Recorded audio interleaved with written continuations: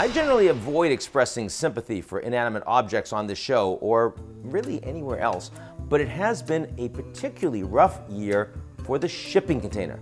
Do you remember this? It's one of the world's most important shipping routes, and it's blocked. A giant container ship ran aground in the Suez Canal after losing power.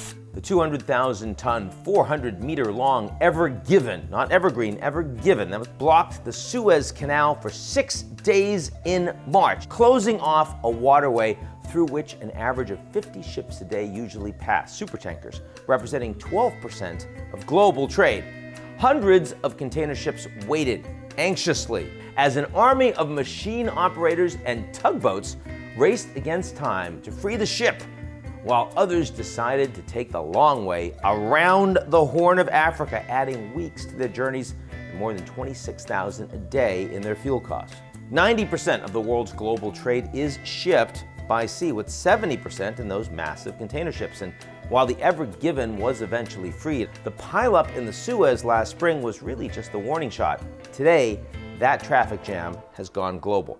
The trouble started with the pandemic, when China sent huge amounts of protective gear to regions like West Africa and South Asia. And countries there had little reason to send product back to China.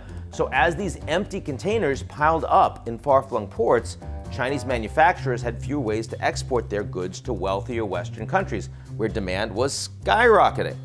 Before the pandemic, sending a container from Shanghai to Los Angeles cost around $2,000. By early 2021, 1 year later, the same trip could run you upwards of $25,000.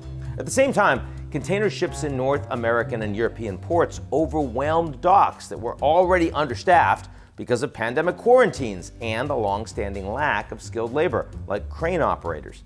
In the ports of Los Angeles and Long Beach, California, some of the biggest in the US, they handle roughly 40% of all inbound containers in the United States.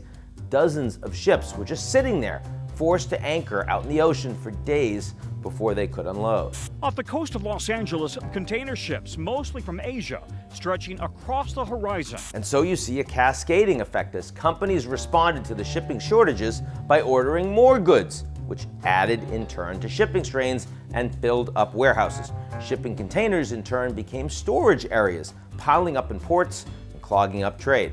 And truck drivers and rail operators nationwide are understaffed and overworked. Will the holiday rush be the straw that breaks the container's back? The verdict remains out. But in the meantime, I don't know, maybe we should buy local.